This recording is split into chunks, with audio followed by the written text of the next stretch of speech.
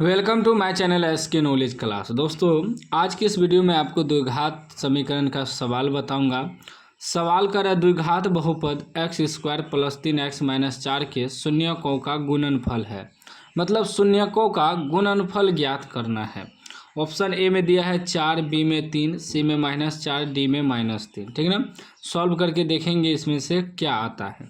तो पहले जो समीकरण दिया है लिख लेंगे एक्स स्क्वायर प्लस 3x -4 इतना बराबर 0 भी लिख सकते हैं।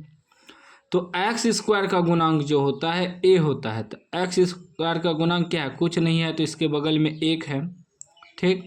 उसके बाद एक्स का गुणांक बी होता है। तो एक्स का गुणांक +3 है, तो ये 3 हो जाएगा।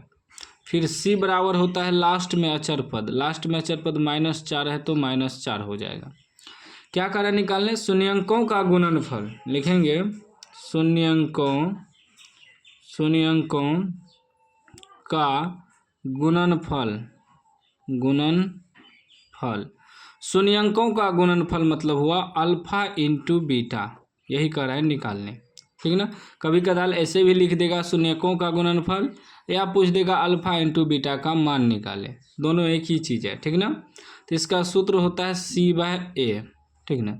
तो C कितना है? -4 है बटे ए कितना है? 1 है। तो 1 तो नहीं है, लिखते हैं बटे में, सीधा -4 हो जाएगा। -4 यानी कि सी आंसर निकल जाएगा। इसी में कहीं कहीं पूछता है सवाल शून्यकों का योगफल। ठीक ना। दोनों मैं आपको बताता हूँ। शून्यकों का योगफल या योग मतलब अल्फा प्लस बीटा, कभी कभी यह भी पूछता है। तो इसका सूत्र होता है -B/A। इस सवाल में नहीं पूछा है, लेकिन हो सकता है दूसरे सवाल में पूछ दे, तो यह भी सीख लीजिए। शून्यकों का योगफल निकालने अल्फा प्लस बीटा बराबर, तो -B, तो B की जगह कितना है? 3 है, माइनस लगा है तो -3 बटे ए की जगह 1 है, तो 1 नहीं है, लिखते हैं, तो सीधा -3 हो जाएगा।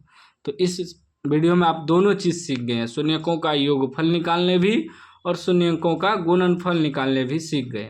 तो उम्मीद है समझ में आ गया होगा। समझ में आ गया है तो लाइक कर दीजिए, चैनल को सब्सक्राइब कर दीजिए और घंटी को दबा के ऑल कर दीजिए।